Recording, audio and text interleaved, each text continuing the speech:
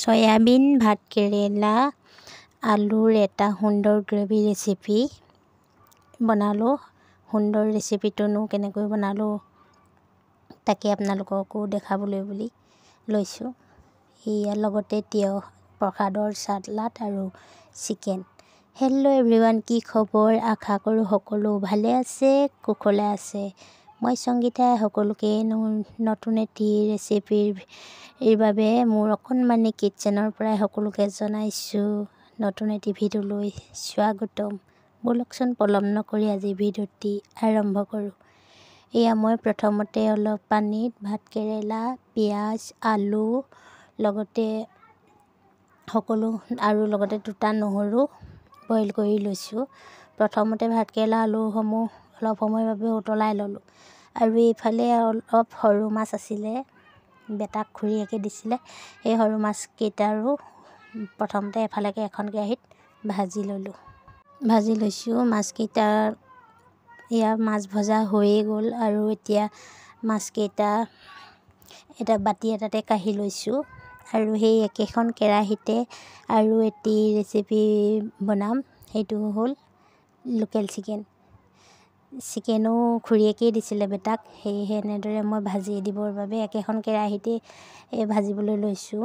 মাছ ভজা কেৰাহীখনতে আকৌ অলপ তেল এড কৰি ভাজিবৰ বাবে তেলটো গৰম হ'বলৈ দিলোঁ। আৰু এইফালে ভাতকেৰেলা আলুসমূহ প্ৰায় অলপ সিজিছে আৰু এতিয়া উতলি থাকোঁতেই মই চয়াবিন পেকেটো ইয়াতে এড কৰি দিলোঁ।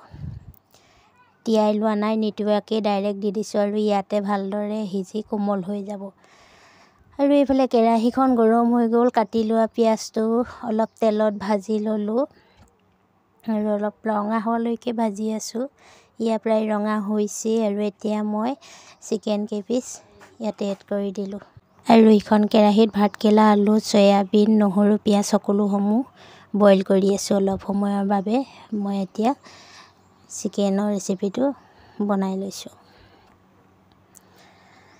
ইয়াত দেখিছেনে সুন্দৰকৈ উতলি গ'ল আৰু চয়াবিনখিনিও প্ৰায় কোমল হৈয়ে গৈছে। সেয়েহে মই গেছটো অফ কৰি অলপ সময়ৰ বাবে ৰাখি এখন জালি হেতাৰে, ফুটা লগা হেতাৰে পাচলিসমূহ পানীৰ পৰা টুকি ল'লোঁ। এনেদৰে পানীৰ পৰা টুকি খৰাহীখনত টুকি দিছোঁ, পানীটো নিয়ৰ হ'বৰ বাবে আৰু ঠাণ্ডাও হ'ব লাগিব। আৰু ইটো চৌকাত চিকেনৰ ৰেচিপিটো অলপ সময় সিজিবলৈ দি থৈছোঁ, গেছটো ল' ফ্লেমত ৰাখি। ইয়াত দেখিছেনে পাচলিসমূহ, আলু, ভাতকেৰেলা আৰু সকলোবোৰ সুন্দৰকৈ সিজি গ'ল।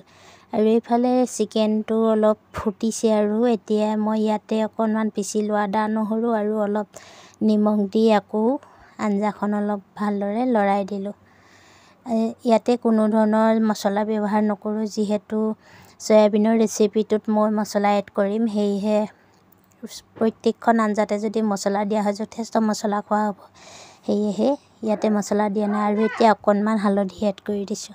হালধিটো এড কৰি এতিয়া মই আকৌ চিকেনখিনি ভালদৰে লৰাই দিছোঁ। ইয়াতে কোনো ধৰণৰ পানীও ব্যৱহাৰ নকৰোঁ, শুকানকৈ ভাজিম।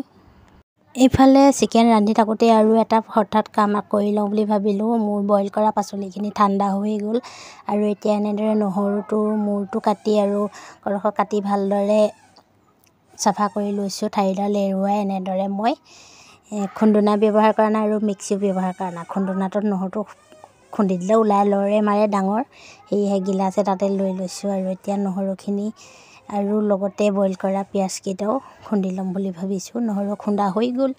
এতিয়া আৰু পিঁয়াজকেইটাও এই গিলাচটোতে এনেদৰে কাটি লৈছোঁ। প্ৰথমতে খুন্দিবলৈ ভাল হ'ব আৰু তাৰপাছত খুন্দি দিম। মিক্সিত দি দিলে বেছিকৈ পিচ খাই যায় অথবা হেৰি হৈ যায়, সেয়েহে গিলাচটোকে ব্যৱহাৰ কৰিছোঁ খুন্দিবৰ বাবে। এতিয়া মোৰ পিঁয়াজ আৰু আদা নহৰু নহয়, বইল কৰা নহৰু আৰু পিঁয়াজখিনি খুন্দি হৈ গ'ল।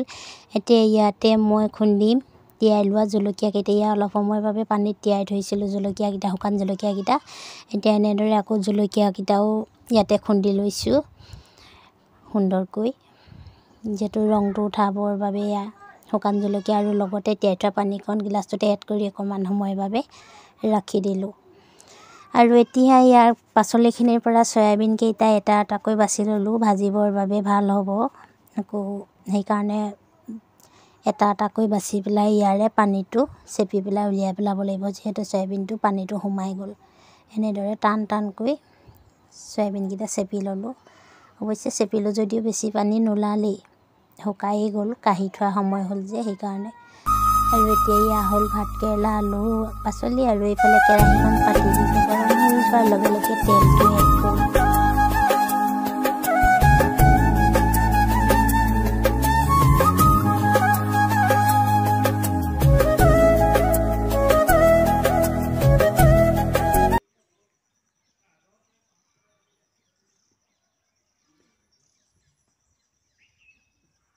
তেল গৰম হৈ গ'ল। এতিয়া মই কাটি লোৱা আদা, নহৰু, পিঁয়াজ মানে বইল কৰা সকলো খুন্দি লোৱা পিঁয়াজসমূহ এনেদৰে তেলত দি দিলোঁ আৰু অলপ সময়ৰ বাবে ভাজি ল'লোঁ। আপোনালোকে কেতিয়াবা এনেদৰে ৰান্ধি খাইছেনে? খাই চাবচোন, মাংসতকৈও টেষ্টি হয়।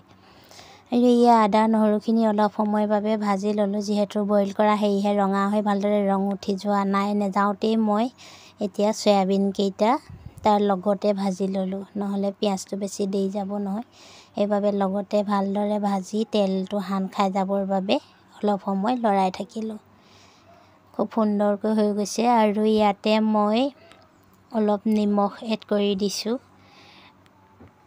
অলপ দিছোঁ, পাচলিৰ লগত আকৌ দৰকাৰ হ'লে পাছত দিম, যদি প্ৰয়োজন নহয় কমকৈ দিম। আৰু এতিয়া লগতে হালধিও অলপ দি দিলোঁ। আৰু এতিয়া আঞ্জাখন ভালদৰে লৰাই দিছোঁ, যাতে নিমখ আৰু হালধিখিনি চয়াবিনখিনি ভিতৰলৈকে সোমাই যায় আৰু কেৰাহীখনতো লাগি নধৰে।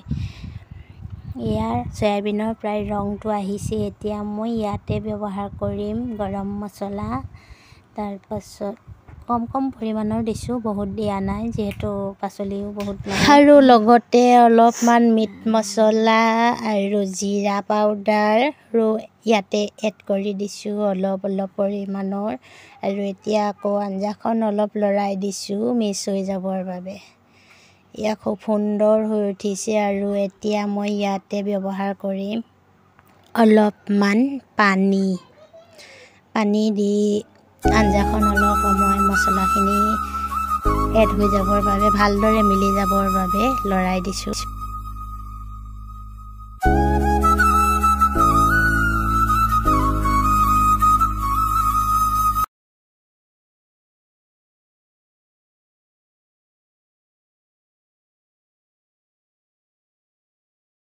আৰু এতিয়া পানী দি দিয়াৰ লগে লগে আঞ্জাখন উতলিছে, আৰু উতলি থাকোঁতে অকণমান ৰেড চিলি ব্যৱহাৰ কৰিছোঁ কালাৰটোৰ বাবে।